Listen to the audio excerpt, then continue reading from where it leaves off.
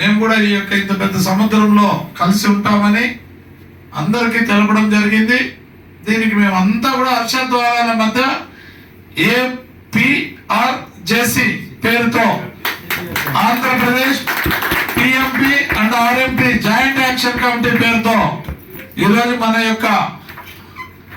భవిష్యత్ ప్రణాళికను తయారు చేసుకున్నాం. బయట ఉన్న సంఘాలందరికీ కూడా ఈరోజు సహృదయంతో పిలుపునిస్తున్నాం. సంఘం అంటే నాయకుల కోసం కాదు, సభ్యుల సంక్షేమం కోసం, మన వృత్తి పరిరక్షణ కోసం అనే తలంపుతోనే ఈరోజు 37 సంఘాలు ఒకే వేదిక మీద నిలబడి ప్రభుత్వానికి మన యొక్క డిమాండ్స్ ని, మన యొక్క గతంలో ఆగిపోయిన 429 జీవో ఉమ్మడి రాష్ట్రంలో, రాష్ట్రం విడిపోయిన తర్వాత 465 జీవోలు రెండింటినీ కూడా పరిశీలించి మన అందరికీ ఐఎంఏ తరఫున అడ్వైజర్ గా ఉన్న ఎన్ఎల్ రావు గారిని, సీనియర్ గౌరవ సలహాదారులుగా ఈరోజు మనం రాజా సిద్ధార్థ గారిని, ఈ గ్రూప్ లో మీకు మీ సలహాలు సూచనతో పనిచేయడానికి సీనియర్ గా మన విబిటి రాజు గారికి మరియు కరెల్ల గణపతి గారికి, నేను కూడా జిఎస్ ప్రసాద్, నేను అందరం కూడా కంకణం కట్టుకొని మంచి ఉత్తమమైన ఒక సన్మార్గంలో నడుద్దామని మనస్సాక్షిగా ఈరోజు నమ్ముతూ ఈ కమిటీని మేము ఏర్పాటు చేసుకున్నాం. మహిళా కమిటీ కూడా ఈరోజు ఫెంపా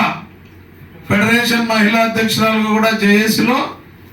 ఇంకా మీ దానిలో కూడా ఒక్కొక్క మహిళను తీసుకునే ఏర్పాటు కూడా చేద్దాం. ప్రజలకి అవసరం, గ్రామీణ వైద్య విధానంలో అవసరం అని చెప్పి మన తరఫున పోరాడిన వ్యక్తులు ప్రస్తుతం కూడా ఎన్ఎల్ రావు ఇక్కడ మన ఆంధ్రప్రదేశ్ లో, ఇంకా కొంతమంది క్వాలిఫైడ్ డాక్టర్ సహాయ సహకారాలు కూడా జిల్లా కమిటీల్లో ఏర్పాటు చేద్దాం. అందరం కలిసికట్టుగా ముందుకు వెళ్తామని చెప్పి ఆ ఐకమత్యానికి నిదర్శనంగానే అంతమంది గ్రామీణ ప్రాంతాల్లో ఆర్ఎంపీలకు ప్రతిరూపకంగా వారి వెనకాల ఉన్న స్ట్రెంత్ ఓటు బ్యాంక్ రూపంలో కానీ, లేదా మనం ఎప్పుడో రాజకీయ వేదికల మీద మన మహాసభల ద్వారా కూడా నిజాం గ్రౌండ్స్ లో కానీ, ఇందిరా గ్రౌండ్ లో కానీ ఉమ్మడి రాష్ట్రంలో నిరూపించుకున్నాం. వెంటనే స్పందించిన రేవంత్ రెడ్డి గారికి కూడా మన అందరి తరఫున హర్షధ్వానాల మధ్య శుభాకాంక్షలు తెలియజేస్తున్నాం. మన రాష్ట్రంలో కూడా చంద్రబాబు నాయుడు గారి కూటమి ప్రభుత్వం జనసేన గ్రామీణ అభివృద్ధి పంచాయతీ సంక్షేమ శాఖలకి గ్రామీణ వైద్యం అంటేనే ఆర్ఎంపీల పాత్ర గురించి ఆయనతో కూడా మాకు సంప్రదించి, బీజేపీలో ఉన్న సత్యకుమార్ గారికి అనంతపురం జిల్లాలోనే ఉన్నారు కాబట్టి ఆయనకు పరిపూర్ణంగా 1-2 సార్లు నేను కూర్చొని మెటీరియల్ మనం తయారు చేసిన తర్వాత నేను అక్కడ ఆయనతో మాట్లాడుకొని